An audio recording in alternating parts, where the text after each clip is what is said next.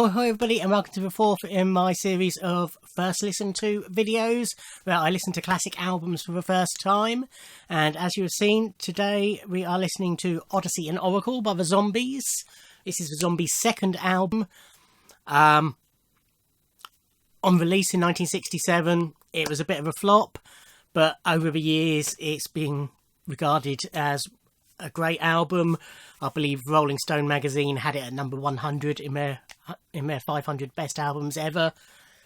This copy is pretty special because it is signed by the four surviving members of the Zombies: Colin Blunstone, Chris White, Hugh Grundy and Rod Argent.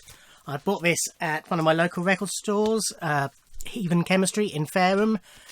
The co-owner of that, Steve, runs the UK branch of the Zombies fan club, and he has recently taken over distributing their UK web orders, and as part of that he's now stocking these in store, but they are also available through the Zombies website.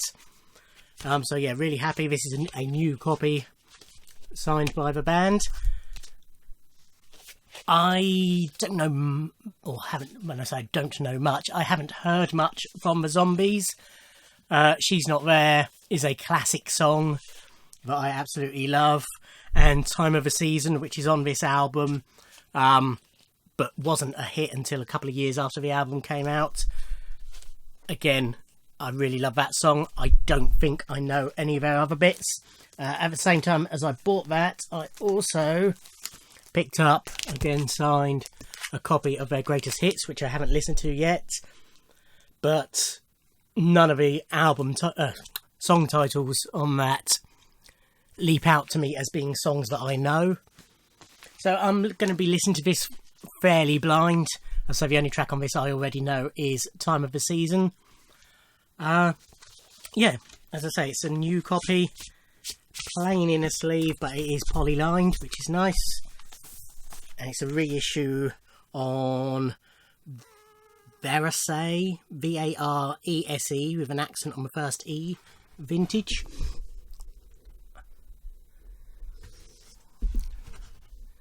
As I say, it's a new copy, so hopefully it will play perfectly. It's had a clean, but yes, that's about all I need to say in advance, other than I'm really looking forward to listening to this. So I'm going to sit back, turn my lights off and give it a spin. See you in a bit.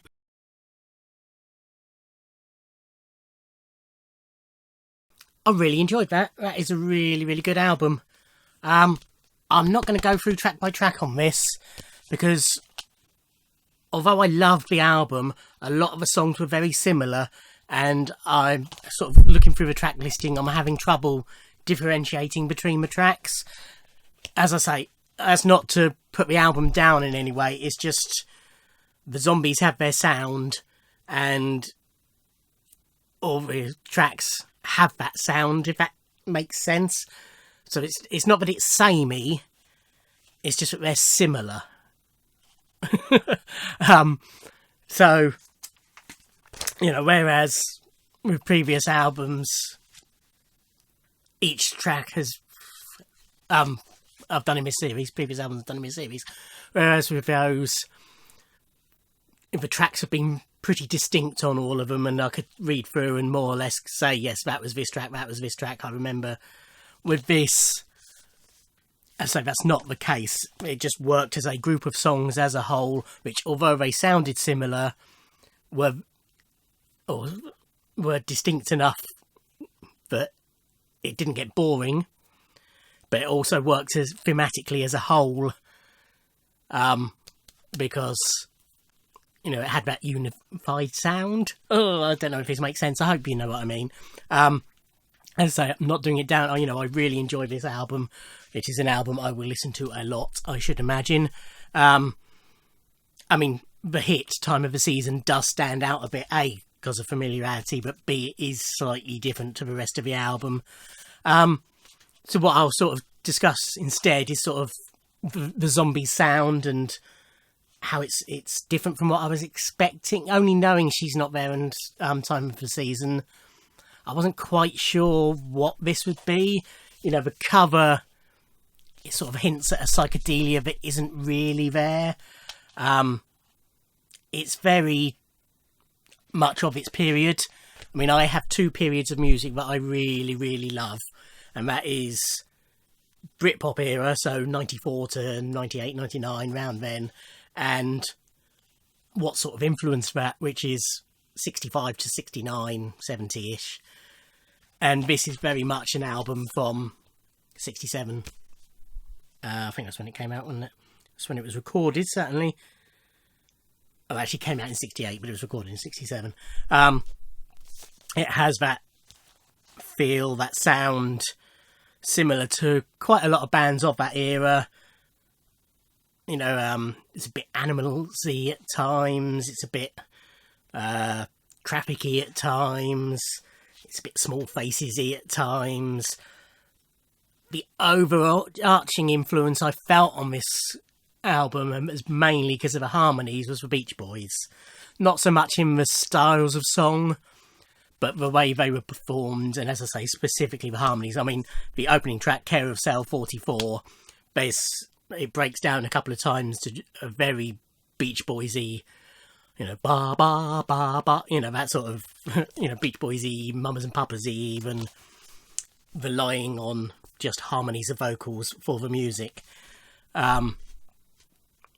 So yeah, that's, you know, sort of an overarching feeling I got from it, but all done, you know, in their own style. You know, they're not ripping off other people, they're not even copying other people, I don't feel. You know, this is just their natural sound, and it is the sound of that time, you know, with the instrumentation and the recording techniques that are available to them.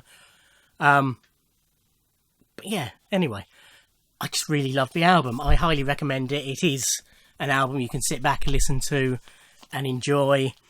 All the songs are good. There's no duff tracks on it. Musicality is really good. You know, they're great players, great singers. It's just a really, really good album. And yeah, I understand why it's a classic. And it's an album, as I say, I will listen to, and hopefully quite frequently as well. And I will also try and track down their first album. I haven't looked into this at all, so I don't know if it has been reissued or whether I need to find an original. But I will definitely try and track down their first album. So yeah, that's my reaction to the Zombies, Odessey and Oracle. With these, I'm not reviewing the albums properly. To do that, I feel you need to live with an album, listen to it a few times. When I start doing album reviews, I will be choosing albums at random and, you know, scoring each track out of 10 and what have you. And when at some point, as hopefully it will, this will come up, maybe a second listen, and doing it that way, I might be able to be a bit more specific on the tracks and... Oops. Not the tripod.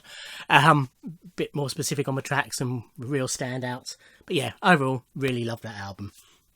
I need your suggestions for further albums I can listen to in this series. As I've mentioned on previous videos, I want classic albums that are regularly in charts of best albums ever. You know, Rolling Stone magazines, Q magazines, Mojo magazines, that sort of thing.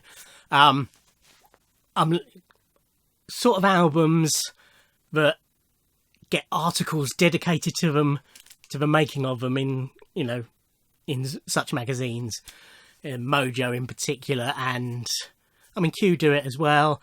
Record Collector magazine also, you know, they do in-depth articles on the making of a particular album, and they tend to be classic albums. So, you know, the sort of album that gets that sort of respect, if you like.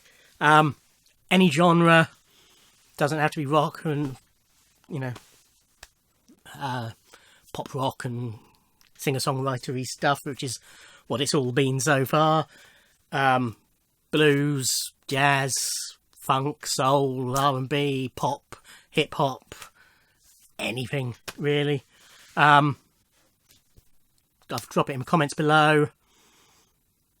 message me on Twitter or Instagram. Links are down below. There's a link to my website down below where you'll find my email address, so you can email me. Just let me know if you think, oh, he's probably heard that. Just suggest it anyway. If I have, I'll just say, yeah, I've got that album, thank you very much. But if you'll be surprised what I haven't heard. Basically, although I have a large collection, it is, you know, as everybody's collection is limited to particular artists who I know I like.